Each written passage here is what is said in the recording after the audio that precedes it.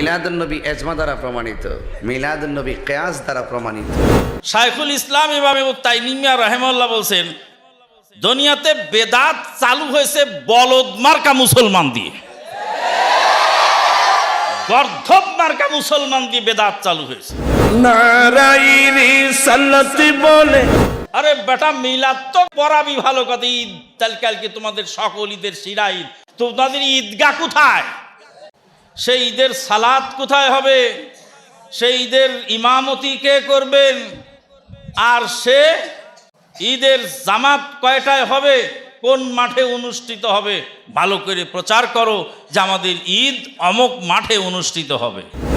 এই ঈদে মিলাদুন নবী এত ভালো কাজ যদি হয়ে থাকবে, নবী সাল্লাল্লাহু আলাইহি সাল্লাম একদিন হলেও তো করতেন। তিনি তো করলেন না, সাহাবীদেরকে করার নির্দেশ দিলেন না।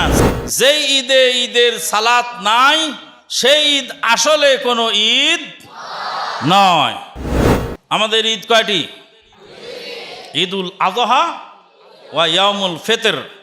নবী সাল্লাল্লাহু আলাইহি সাল্লাম বলছেন, আল্লাহ পাক সমস্ত ঈদকে বিলুপ্ত করে মুসলিম জাতির জন্য দুইটি ঈদ রেখেছেন। আত্মাহারিক টিভি, ওহির আলোয় উদ্ভাসিত জীবনের জন্য। এক নাম্বার হলো ঈদে মিলাদুন নবী।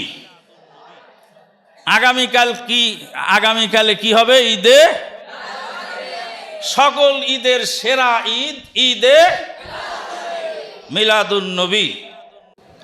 শাইখুল ইসলাম ইমাম তাইমিয়া রাহিমাহুল্লাহ বলছেন, দুনিয়াতে বেদাত চালু হয়েছে বলদ মার্কা মুসলমান দিয়ে, গর্ধব মার্কা মুসলমান দিয়ে বেদাত চালু হয়েছে। গর্ধব মার্কা, বলদ মার্কা মুসলমান দিয়ে বেদাত চালু হয়েছে।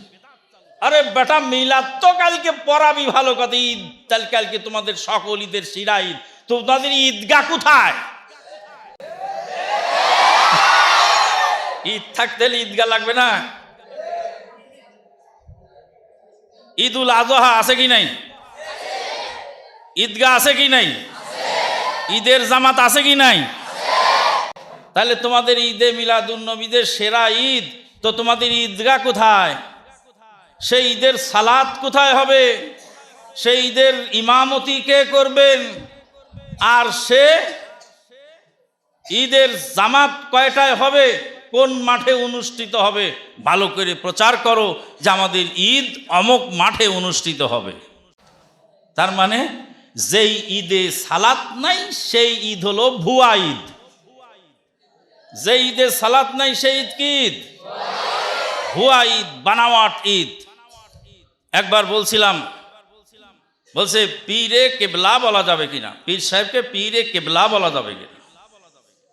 তো বললাম পীরে কেবলা তো জটিল মাসলা, সহজ মাসলাটা বলেন। মানুষ ঘুম থেকে উঠে প্রথম কাজ করে প্রস্রাব পায়খানা। ঘুম থেকে উঠে প্রস্রাব পায়খানার আগে কোনো কাজ আছে? ঘুম থেকে উঠে দোয়া পড়তে হয়। দোয়া পড়ে এটা ঘুম থেকে উঠার দোয়া, আর একটা হলো বাথরুমে যাওয়ার দোয়া। এই দোয়ার পরেই প্রথম কাজ হলো প্রস্রাব অথবা পায়খানা করা। প্রস্রাব পায়খানার প্রথম মাসলা হলো কেবলার দিকে মুখ এবং পিঠ দিয়ে বসা যাবে না। তাহলে কেবলার দিকে মুখ পিঠ দিয়ে বসা যাবে না, তা আমাদের কেবলা পশ্চিম দিকে, তাহলে পূর্ব আর পশ্চিমে বসা যাবে না। এবার মাসলা আমাদের উত্তর দক্ষিণ। আমরা প্রস্রাব পায়খানায় উত্তর দিকে বসবো, না তো হয় দক্ষিণ দিকে বসবো। কিন্তু দক্ষিণ দিকে এক পীর কেবলার বাড়ি, আর উত্তর দিকে আর এক পীর কেবলার বাড়ি। ওদিকেও এক কেবলা, সে কোন কেবলা? পীরে কেবলা। আর এদিকেও আর এক কেবলা, কেবলার নাম কি? পীরে কেবলা। তাহলে এদিকেও এক কেবলা, ওদিকেও এক কেবলা, তো দুই দিকেই তো প্রস্রাব পায়খানা নিষেধ হয়ে গেল। আর এই অরিজিনাল কাবা কেবলা থাকার কারণে পূর্ব পশ্চিমও নিষেধ হয়ে গেল। তাহলে এখন প্রস্রাব করব কোথায়? এটার মাসলাটা আগে ঠিক করো, তারপরে পীরে কেবলা বলা যাবে কিনা এই মাসলা পরে।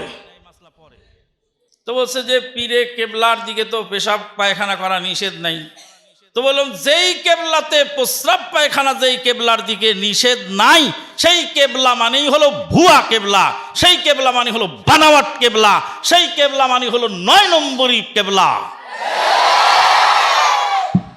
সম্মানিত উপস্থিতি, যেই কেবলায় প্রস্রাব পায়খানা যেই কেবলার দিকে করা যায় সেই কেবলা আসলে কোনো কেবলা নয়। এই ঈদে মিলাদুন নবী এত ভালো কাজ যদি হয়ে থাকবে, নবী সাল্লাল্লাহু আলাইহি ওয়াসাল্লাম একদিন হলেও তো করতেন। তিনি তো করলেন না, সাহাবীদেরকে করার নির্দেশ দিলেন না, সাহাবায়ে কেরামও কেউ এই ঈদে মিলাদুন নবী পালন করলেন না। যেই ঈদে ঈদের সালাত নাই সেই ঈদ আসলে কোনো ঈদ নয়। আমাদের ঈদ কয়টি? ঈদুল আযহা ওয়া ইয়াউমুল ফিতর। নবী সাল্লাল্লাহু আলাইহি সাল্লাম বলছেন, আল্লাহ পাক সমস্ত ঈদকে বিলুপ্ত করে মুসলিম জাতির জন্য 2টি ঈদ রেখেছেন। তা হলো ওই সমস্ত ঈদের চেয়ে উত্তম। পূর্বের জাহিলিয়াতে যত ঈদ ছিল, যত অনুষ্ঠান ছিল, যত দিবস পালন ছিল, সবকে বিলুপ্ত করে দিয়ে ঈদুল ফিতর, ঈদুল আযহা এবং ঈদুল ফিতর এই 2টা দেওয়া হলো। তাহলে বোঝা গেল ঈদে মিলাদুন নবীর ঈদ পালন তারা করছে, কিন্তু তাদের ঈদের কোনো সালাত নাই, তাদের কোনো ঈদগাহ ময়দান নাই।